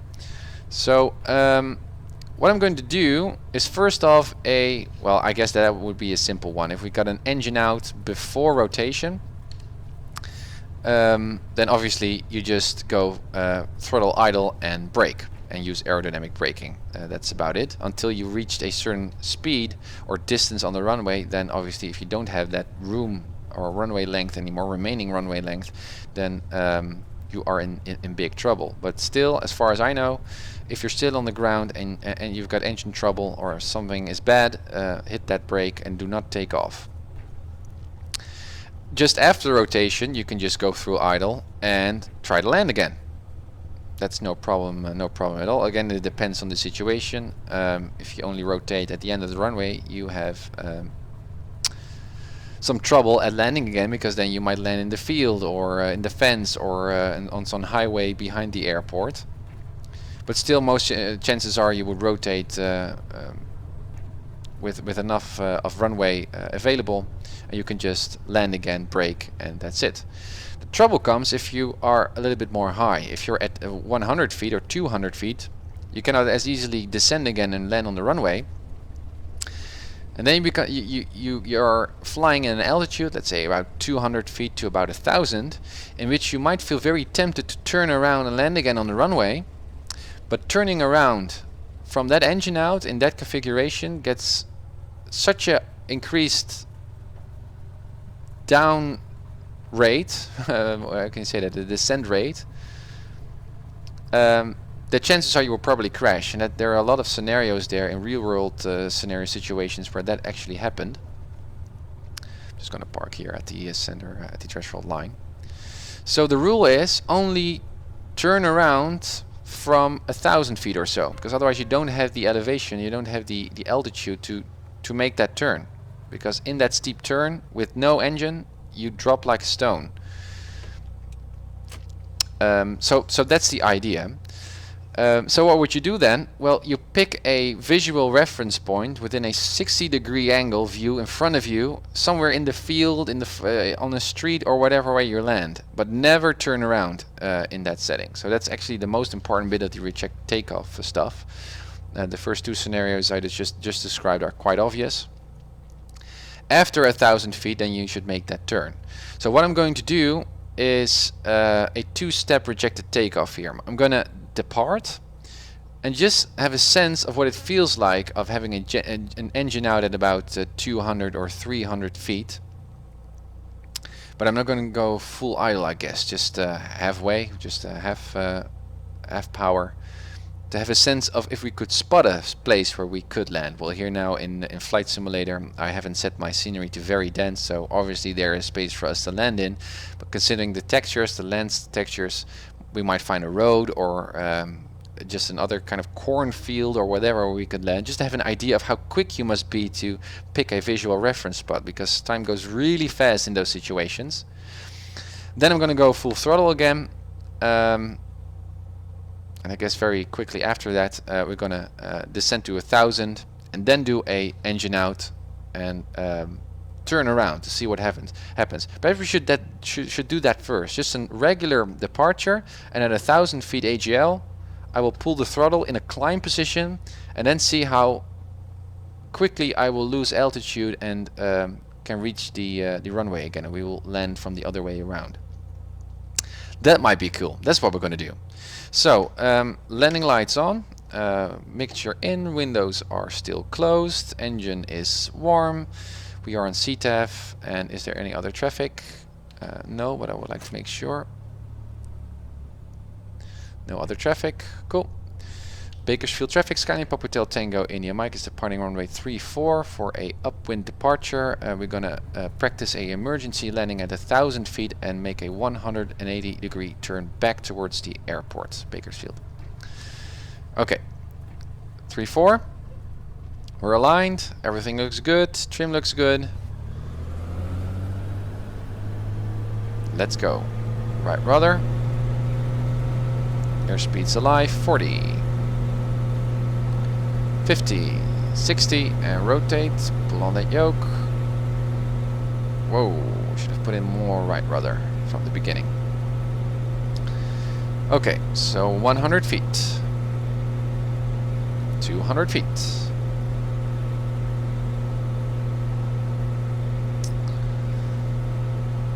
Imagine an engine out right now.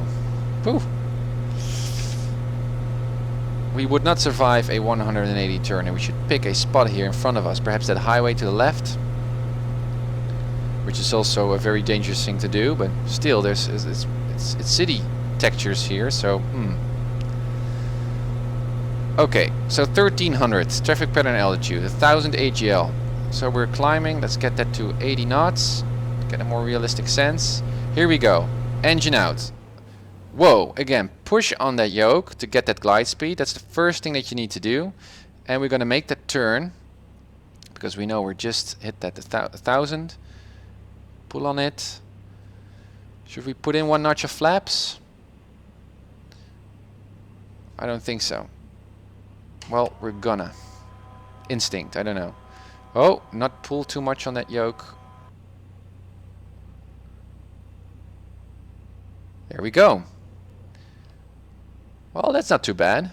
But, well, yeah, if we were 200 feet lower, we wouldn't have reached the airport. So 1000 is a little bit conservative, I guess. But better to be conservative and safe. Bakersfield traffic, Skyline Papa Hotel Tango India Mike is making an emergency landing on runway 14, short final, Bakersfield. Where's 16? Runway 16, Bakersfield. There we go. We're a little bit too high. We made the field, full flaps. We shouldn't do that much of a forward slip here in these conditions, or not an extreme one. Still, this works out not too bad. There we are. Remove that forward slip. Whoa, nose up. That was a little bit too much of a rapid correction. Beautiful. And flaps up. Oh. Let's taxi all the way down to the runway.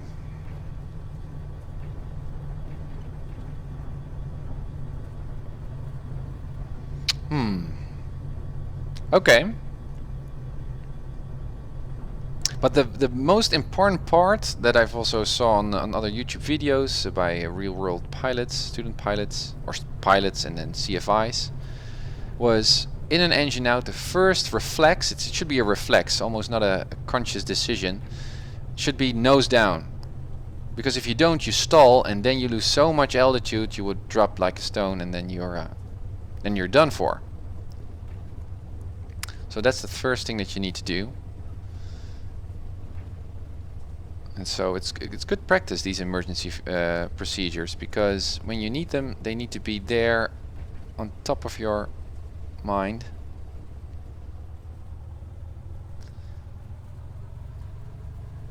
Now, for practice sakes, I'm not going to do that twilight zone emergency or rejected takeoff, so between 200 and 1000. And land in the city. I am going to practice those during an en route flight to see if we can pick a visual reference or a landing spot in land textures. But now I'm going to do that just after rotation. No traffic, flaps are up, everything is set, cool. Bakersfield traffic, Skyline Papa Hotel Tango India Mike is taking off runway 34. We're going to do an emergency rejected takeoff after rotation, landing back on 34 and clearing the runway, Bakersfield. So there we go. Lining up. Engine is a bit on the cold side.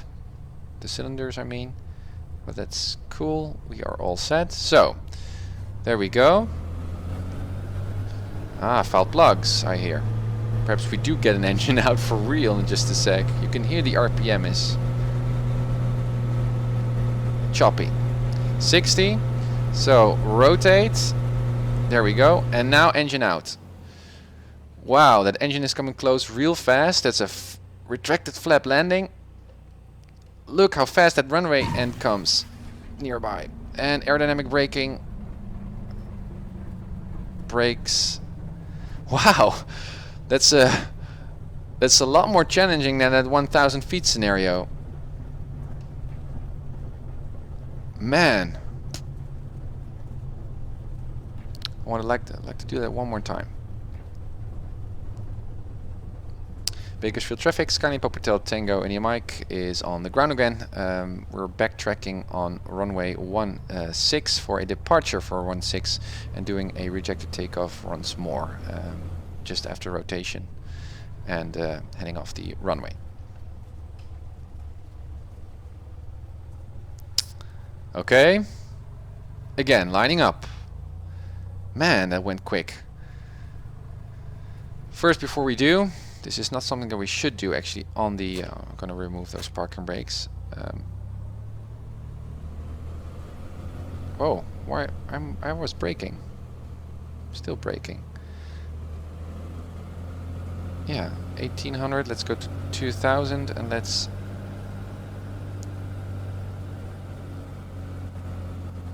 remove some of the foul plugs.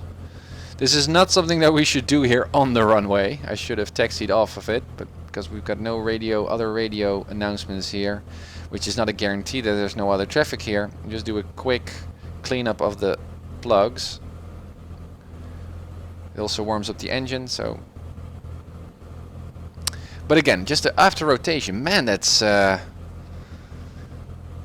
let's do it just a sec after rotation, not when we are at 50 feet or so, like we did previously, just after rotation.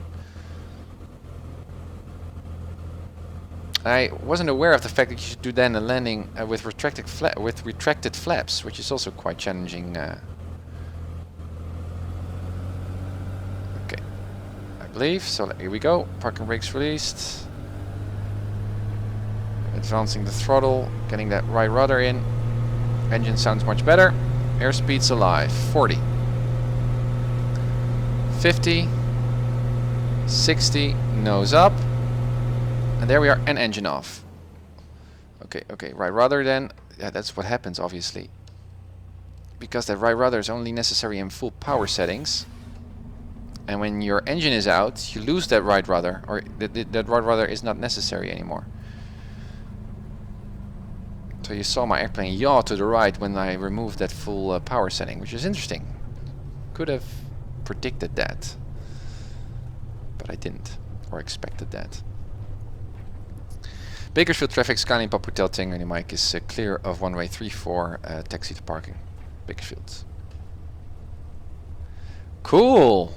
Well, that was exciting. Yeah. Perhaps I should also just turn on my transponder to altitude mode, since we were doing some flying there. Okay, landing lights off. Now I shouldn't do this while I'm taxiing. That's too cowboy-like. Just brake, parking brakes, clean up your airplane first. 1000.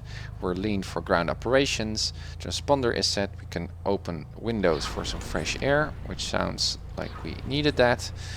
Lights are all set. We are go.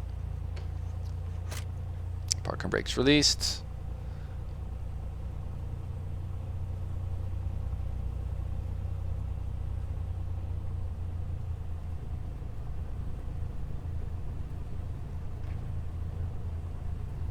There we go.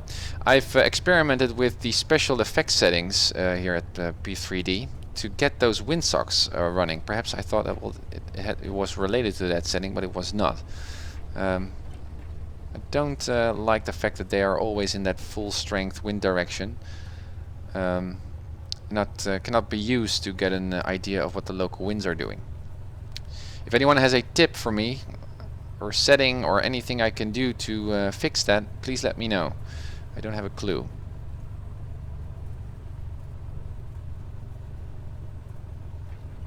And 900 RPM.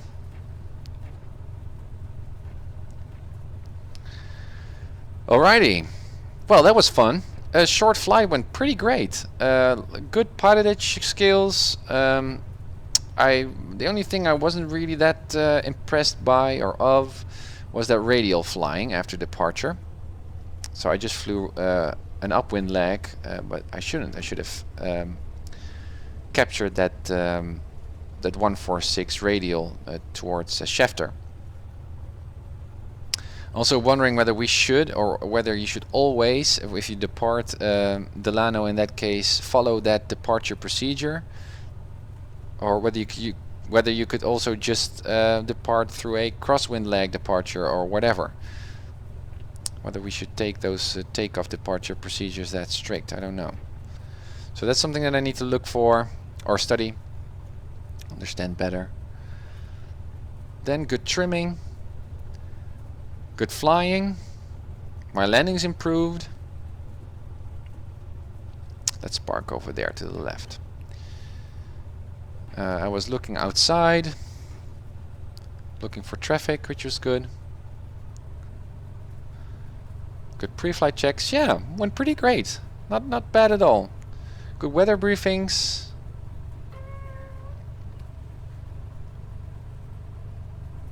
Yeah, I almost think that I can do my short flight test, actually. My flight test, which is next up.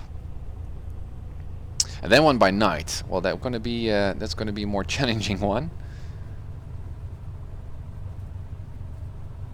Using radio navigation, I guess, or city lights, or highways. We can also use, obviously. So I'm gonna taxi and park right here. Not that precise on that taxi lane. Here we go.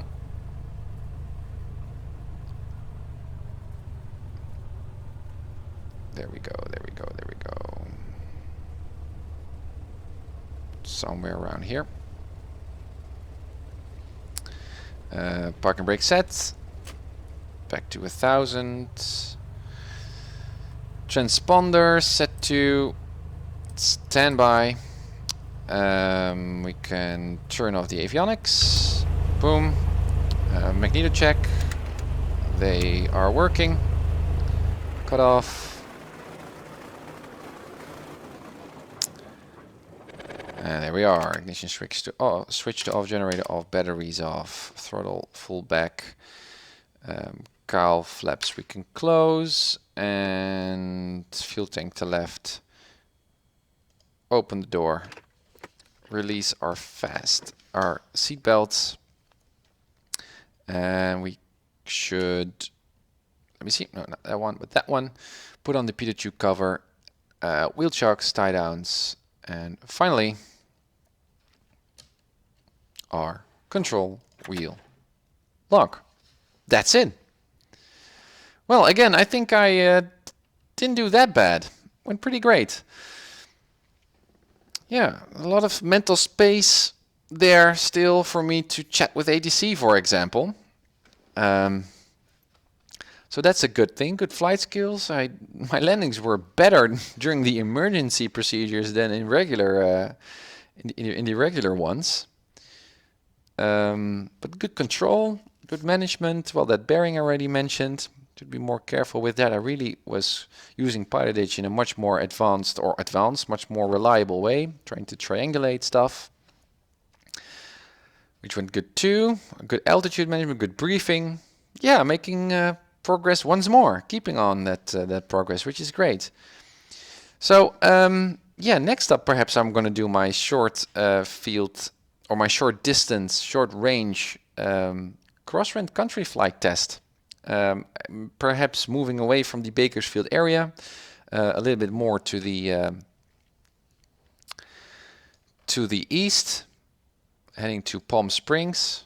Perhaps we can go to this direction, or we can check out that Mountain Valley Airport, which we considered as a alternate in one of the previous episodes, to see if we can land on a mountain, which is also interesting. Perhaps we're going to do that. A very short flight, but, well, doesn't matter. We could include some radio navigation.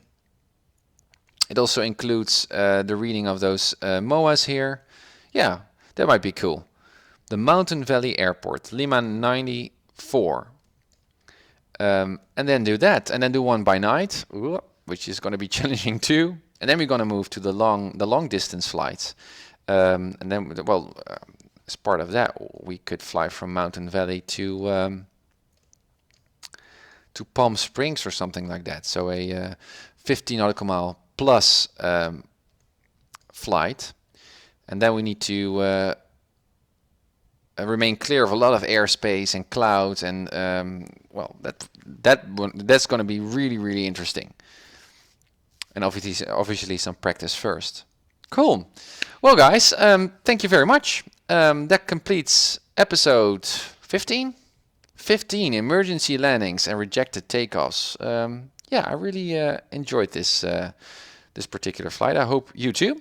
And I'm also hoping that I will meet you next time, episode 16. I'm thinking this weekend, perhaps, if I have some time, I'm going to make that short flight to Mountain Valley. So I hope you jump on board. As my trusty co-pilot, suggest flight tips to me, correct me if I'm doing anything wrong in my flying, so that I keep on that flight training spirit and really get that instrument rating in Flight Simulator as best I can. Guys, thank you so much. Happy flights and blue skies. Bye. I'm passing through 500, 715, 134.125.